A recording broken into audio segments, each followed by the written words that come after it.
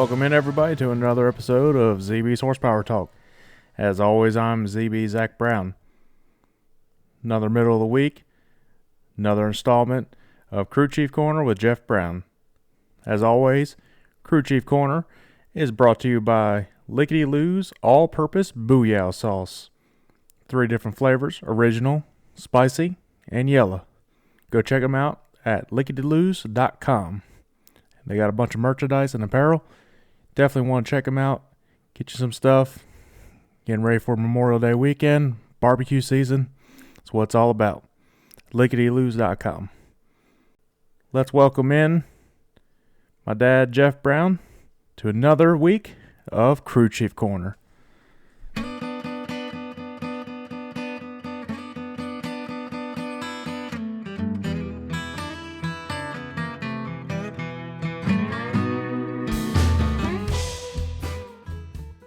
All right, Dad, welcome in for another episode of Crew Chief Corner. This week, we're looking ahead at Kansas, Kokomo, Eldora, and Atomic for all of the series this week.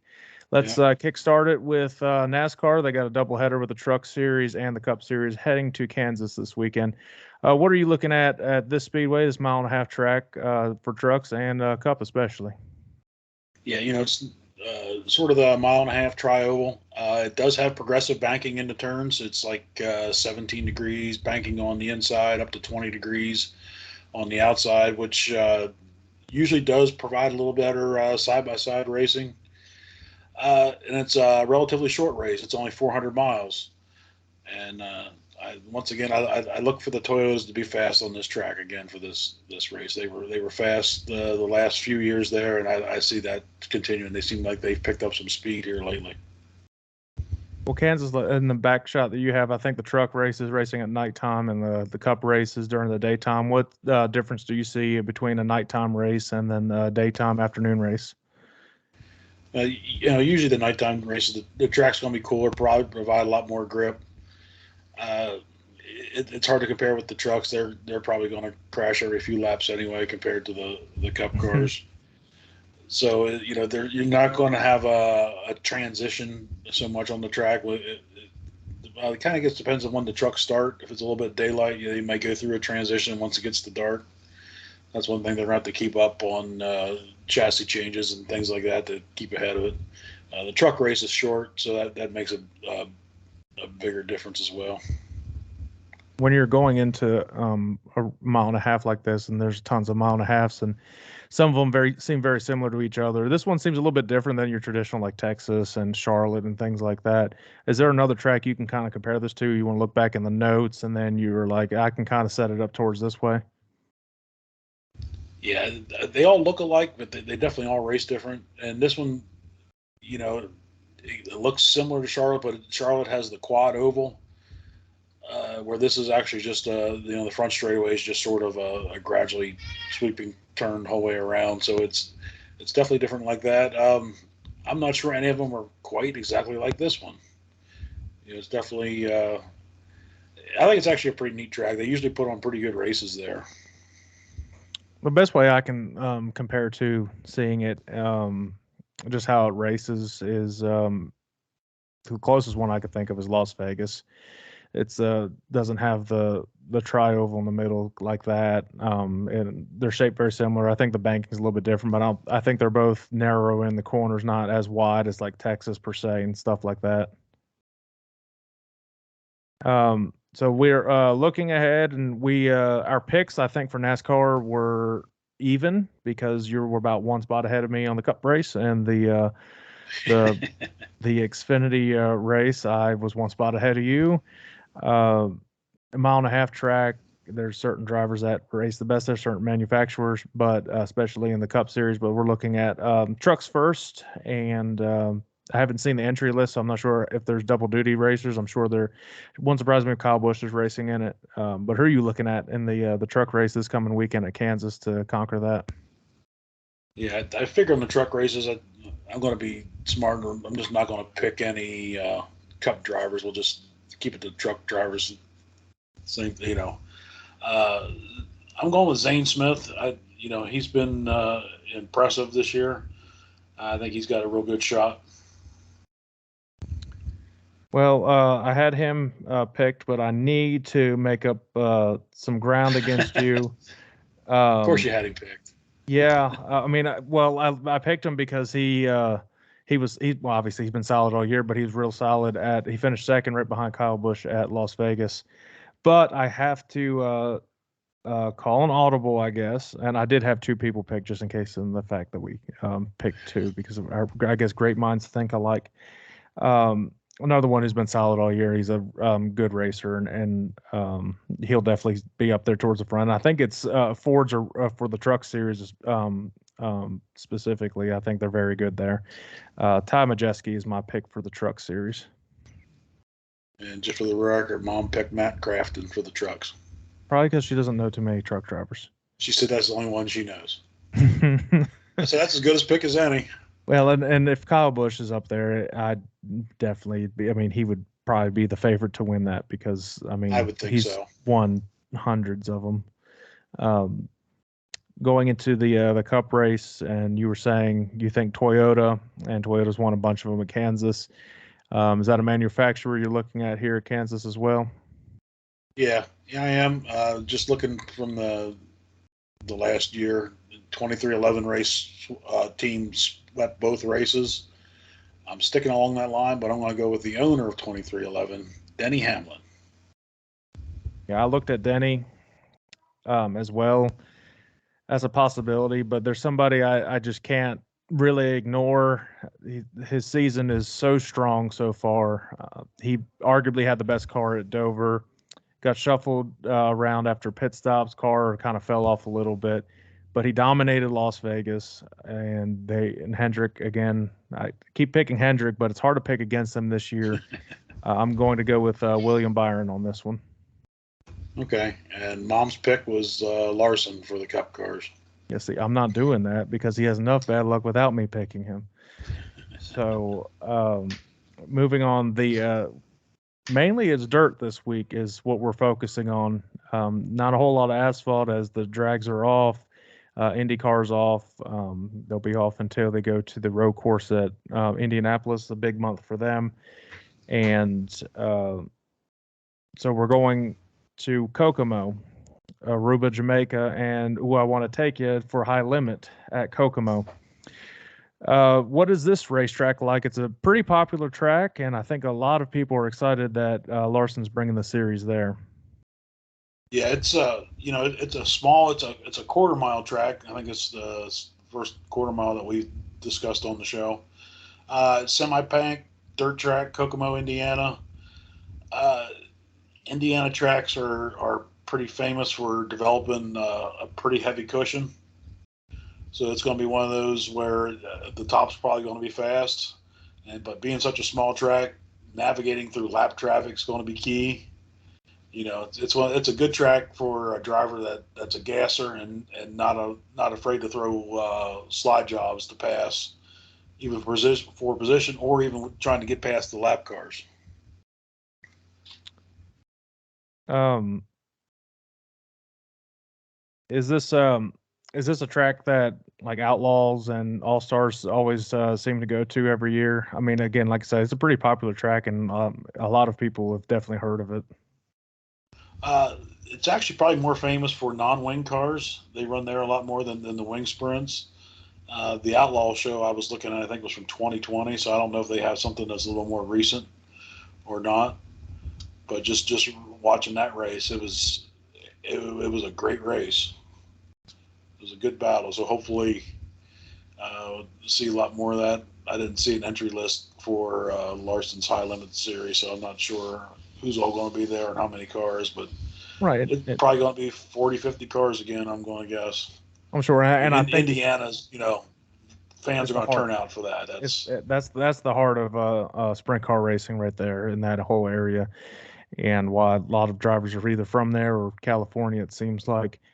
Um, I and I yeah, you'll have the 40, 50 cars again. I mean, you'll have a couple local guys. You have people that are Indiana's not too far from like Ohio and stuff. You'll have them make the trip. You'll see some Ohio Yeah. guys, I'm sure, go to that. And I think it's really good on them. They saw how this weather's been affecting all the racing this past weekend, and they're like, let's push it back a day.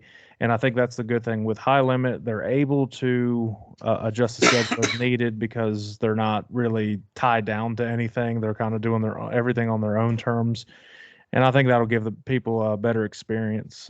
Let me talk to you about my friends over at W Energy. You ever want to take a shot of some sort of caffeine beverage throughout the day to get through the day, but you don't want to end up feeling tired and feel the jitters after it? Well, go check out W Energy. They got a wide variety of products to get you through the day with no crash, no jitters, and everything is all natural extraction from coffee plants. Go to www.ggdubby.gg. Use the promo code ZBHP to get your 10% off of any order. Again, w.ggdubby.gg. Promo code ZBHP. Get 10% off your order. Do you think the high limit having the middle of the week racing is has been good for the sport? It's they've had it for the last couple weeks, so kind of got a feel of what it's like now. Yeah, I think so. Putting it in the middle of the week, it's going to allow the race teams to be able to make the races. You get the local guys that may be running for track championships, so they're probably not going to want to leave to run against their local tracks. I know the Outlaws are allowed to run 2 or 3 separate races, so you can bring those guys in and get some of the All Stars. Out in Ohio and Indiana, there's a lot of sprint car teams there. I think you'll see them turn out, and then the fan turnout has been very good, especially for the middle of the week. I would like to see them try to get the show pushed through a little sooner. They've been over, like 11 o'clock at night. That can get tough for some people trying to get up early the next morning. But the crowd has been great, so I see that continuing in the near future. It's something different. Everybody wants to come out and let's face it, they're coming out to see Larson.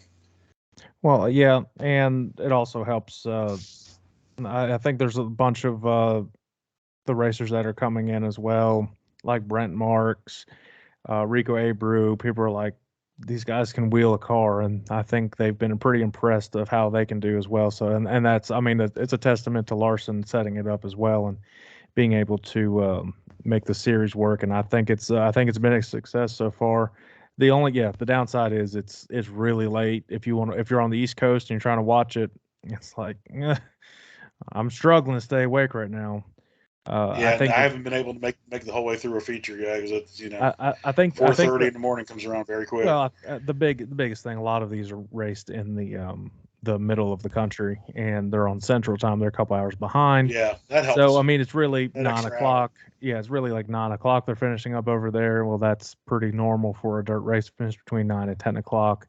It's just over here. It's just a little late, but luckily there's a thing called YouTube that people can go back and watch these races as well, and and you can watch a full replay on Flow as well. So that makes it just more convenient. You're saying you need somebody that's probably good at wheeling it and can get up on the gas and basically balls it in on these corners at Kokomo. Yeah. Who are you looking at for this race? Nobody runs her any harder than Kyle Larson. Well, since I've already picked him this year and it didn't pan out too well, he's still finished, but another one that gets up on the wheel and he's starting to roll. Local PA guy turned to let me race every big race in the entire country. Brent Marks. That's a good pick. Yep. Yeah, Larson. These little quarter-mile bull rings. That's these California guys. I think you're gonna. Yeah, you're gonna see him. I see Larson. I see Rico running good. Brent Marks runs good everywhere. Yeah, and I mean, I wouldn't even be shocked. I mean, Macri's been very solid in the series so far. He'll figure it out too. Yeah, he runs hard. To see how Macri does on the quarter mile. That'll be he's good on the faster half mile. Let's see how he does on the bull ring. And he's been fast. I think he'll be good. I think he'll be good. He's not going to struggle for too much. Well, the next one on the schedule, everything's going to Ohio now. First up is All Stars invading Atomic Speedway. and I actually got to talk to one of the local guys that races at Atomic for a track championship, and he'll be Nate Reeser. He'll be on the show later this week on that episode, and got a little brief description of the track and how it races from him, and how he kind of goes in week out there, and definitely. And I've watched some highlights and stuff. It's a pretty neat track, pretty unique track, and I think it'll put on a good show. What are you seeing from it? Yeah, I've been there before. It used to be called KC Raceway. It's in Chillicothe, Ohio. They built it as the fastest 3/8 mile dirt track, and it is. It's I remember we kind of called it a mini Eldora. It's high bank, just fast track when conditions are right. They can really get around there. Usually around the top is quick, but if you get set up right and you can run, I mean, as tight on the bottom as you can get, you can actually make some time because it's actually a pretty wide track and you cut that corner quick. But it's like at most Ohio tracks, it can get very dusty and slick real quick. Uh, the driver's seeing can be kind of an issue, and it's going to be another one. It's a fast track, so lap traffic's also going to be an issue. And you add with the dust and everything, it could be an interesting race. You just pick one line wrong, and all of a sudden the next guy's right on top of you. It'll be real interesting because it's just one night that the All Stars are there, and not two nights. So you've got to have it that first night. Do you think there's an advantage that somebody's usually good at running the bottom typically everywhere? If this could play into this track, or do you foresee the bottom's probably just going to be not there by the end? I think the top's going to be the way to go. I really do. Uh, just early in the season with as much rain as everything's been getting, I think it's not probably going to slick off enough where the bottom's going to have the advantage just yet. I think it's going to probably have a little cushion around the top, and it's going to be hard to pass a guy that's running that cushion. Especially, I guess, on a one night event too, doesn't have the extra night Yeah, for the second night to be ready. The reason I yeah, asked two night that, show maybe. yeah, Yeah, well, the reason I asked that is because one of the best sprint car drivers that I've seen run a bottom is actually making the trip out of Pennsylvania into a little Ohio racing this weekend. Lance DeWeese is coming there. I don't know. I'm assuming Lance has run there before. Wouldn't surprise me. I don't really know the specifics and everything. But do you think Lance has got a shot to have some success over Atomic? I mean you can never count out Lance and Donnie and Dad getting that car right. Uh, yeah, can't count them out. They're not my pick to win it. I think that's what if they can get a good time trial, they got a real good shot. If they don't time trial to where you could be into the dash, it's going to be a lot harder. I see them improving as the night goes on. It wouldn't surprise me to see him start a little farther back and probably pass the most cars by the end of the night. Well, and you said this is kind of a mini Eldora as well. Does this racing here correlate to setting up how you want to set up your car, how you want to race at Eldora? No, it's a little more different. Eldora, you really want to, and we'll get into that when we talk about Eldora. But Eldora, you don't to be fast. You don't want to slide the car. You just sort of want to keep it as straight as possible. And Atomic's a smaller track. They're going to be sliding through the corners pretty good, just to make the corners around there. So it's definitely a different driving style compared to Eldora. All right, pick for Atomic. All Stars invading there. So you Uh, first. I'm going to go. He's been fast all year, and I think he's got a real good shot. I'm going with Justin Peck. I'm going with another person that can get up on the wheel because you're going to need to do it, and you're going to be able to run the outside pretty well. And it's hard to really pick against this guy as well. Sunshine Tyler Courtney. Yeah, that's a good pick. Well, I'm wearing the hat, so finish off talking about one of the most historic dirt tracks in the entire country, and if not the world, Tony Stewart's Eldora Speedway. We've been there, Yeah. and it's especially since Tony's taken it over, it puts on very good racing. And whether you're late models, sprint cars, truck series, which need to go back there, it puts on amazing shows and they put on amazing events. And it was packed when we went there, and I'm pretty certain it's going to be packed this weekend. And I think Yeah. it's a good preview of what's to come for a couple months from now for the Eldora Million. So um, take it away. You've seen Eldora go through a bunch of different phases since you've been in racing as well. Yeah. Yeah. You know, I think they label it the fastest dirt half mile. I'm not sure they consider Bristol maybe a little faster than that when they call it, but as far as a real dirt track, it's high bank half mile. It's a real wide track. There's multiple racing grooves. Usually, the fast way is right up on the wall. I mean, you will see those guys have that big right rear tire scraping the wall to get around. It's quite a sight to see when those guys are just, I mean, an inch sideways going through around that track. It's pretty wide. But and the thing it is so wide. The bottom can be a big advantage if you can get it to roll the bottom and accelerate up off the corner. It's much shorter down there. Uh, another one of those tracks that you're going to see a bunch of slide jobs to get the guys past it. You're going to see them slide up. You're going to see the guy turn back underneath of them. You might see 3, 4 guys. Every couple of laps going at it. It's usually going to be a very exciting race. And Tony takes a lot of pride in the track prep. He wants that surface smooth and racy. So everything's going to be done. First class all the way.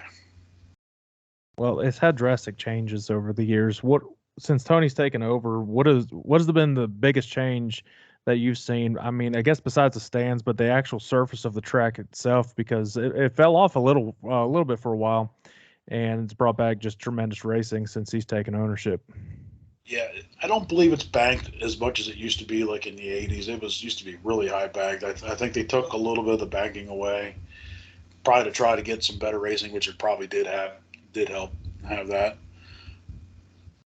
But yeah. Other than that, I mean, it was even back in the '80s. It was a place like no other. The pit area was concrete, which was really you didn't see that anywhere. It was definitely ahead of its time as far as racetracks go. They always wanted to make Earl Baldus is the one who built Eldora and ran it for years, and he always wanted everything to be a spectacle. He wanted the fans to enjoy it. You know, when the cars weren't running, they wanted wanted them to have fun, and it was one of the first tracks that sold beer in the stands and everything else, and and good food, and the prices were always, and they still are, pretty reasonable for the food and Yep. drinks and everything else. It makes it a good time. When you're going in to set up a car for the Eldor races, what's some things you can do that kind of set you can set it apart from what everybody else is doing? And I don't know how much it can be changed these days, because there's certain standards and rules that have come to play in the most recent years, and the new tire and all that. But what are you looking at when you're setting up a car like this to kind of get the most out of it? The Eldora is so fast, and the one thing you gotta be careful is how much the car's wing down, which means when the wings they're going so fast, the wings pushing so hard, it's getting down that left rear. Uh, you want to get it to where you want the left rear in the track, but you don't want it down in there so much where it's actually unhooking the right rear. So you can change bump stops, shocks, torsion bars in that left side. That you want to keep that going. You want to try to get around there with as little amount of stagger as possible, because the fast way to get around Eldora is to not slide the car. You want to drive it straight as possible, and just be if you're sideways, you're not accelerating. So you want to be accelerating the whole way around that track to get the fastest time going. Are they generally going full throttle the entire way? Uh, yeah, if you're out in clean air until you probably get into lap traffic and stuff, yeah, you're not backing off. Is this going to be a good test run? I mean, Lance is racing there for a good reason. Is this is it? I'm guessing a good idea to go out there as many times as you possibly can to get ready for the big event. Oh, sure. Especially for a Pennsylvania team, we don't have a track anything like this. It races probably the closest thing we have would probably be Port Royal, just for being a high speed track. But even that's not. It doesn't race the same. It's a whole different deal. It's a whole different type of dirt. The banking's, even though it's not as much as it used to be, it's still a lot of banking. The cars definitely are gonna handle different compared to what you are between like Port Royal and Williams Grove and things like that. Does Eldora change as drastic as like Knoxville? Because if you race Knoxville and you have a good race one time, it can be completely different the next day. Can you kind of keep roughly the same setups throughout the races that you go there throughout the year? You can to an extent. Yes, right now it's probably going to be fairly cool out. It's going to tracks. You get into July and August, it's going to be slick no matter what you do. It's just going to be just so hot. Well, we're again, the Outlaws invade Friday and Saturday this week, and I think this past weekend it was good racing, but not as good as some of the races this year. I foresee very, very good racing at Eldora. I think I think the second night especially is going to be an incredible race. I haven't seen the entry list. I don't know if certain others are racing, like Larson or anything. So, who are you looking at on Friday and then Saturday with your picks? Because I seem to get mine mixed up and have picked them the wrong nights. So Friday, Saturday, who you got in the Outlaws at Eldora? Well, it's sort of a crapshoot. You got 6 or 7 guys that can win easily on any night. As we do say, yep. Yeah, so we'll see how great our minds are. I have a feeling we're probably going to have one pick the same. So Friday night, I'm going to pick Sheldon Hodenshield, and for Saturday night, I'm going to go with David Gravel. Hey, I'm different. Okay, good deal. To get around Eldora, you first of all you got to have experience, and also to you have to have just raw horsepower. You've got to have a car that can get up and go off the corners and make straightaway speed. It's hard to really argue against this guy with those needs and qualifications. The big cat, Brad Sweet, for Friday night. And it wouldn't shock me if he sweeps the weekend, but I'm going to go with the points leader of the Outlaws, Carson Macedo, for the second night as it slicks up. And I think you might have a pretty solid bottom groove. And he's been really good at ripping the bottom and making it work this year. Yeah, good picks. Like I said, there's a handful of guys that it's hard to pick anymore for the Outlaws for sure. Now, obviously, we're pulling for Lance, so good luck to Lance going out there. And he also announced that he's racing in Wisconsin come in June, so we'll get to that when it comes a little bit closer. But I think that wraps it up for another week of Crew Chief Corner, getting ready for this weekend and a lot of dirt racing. So everybody tune into all the dirt action, and obviously catch the trucks and the Cup Series on this Saturday, Sunday to wrap it up. And we're getting closer and closer to the big spectacle in motorsports, the Indianapolis 500. So everybody can start preparing for that. I know I'm definitely excited. It's the big night of the big day of the year. Over 1,100 miles of racing if you don't include Monaco. So that'll be coming up. We'll touch on that, and we're gonna touch on Formula One for Monaco that weekend too. So we'll have to do a little bit of studying because we haven't really focused too much on that stuff. So if you guys got any questions, feel free to comment down below, like and subscribe on YouTube, follow on all social media platforms, and all podcasting networks. Dad, another week done. We'll see you next week, and let's enjoy some good racing this week. Cool. Bye, everybody. You guys have a good one.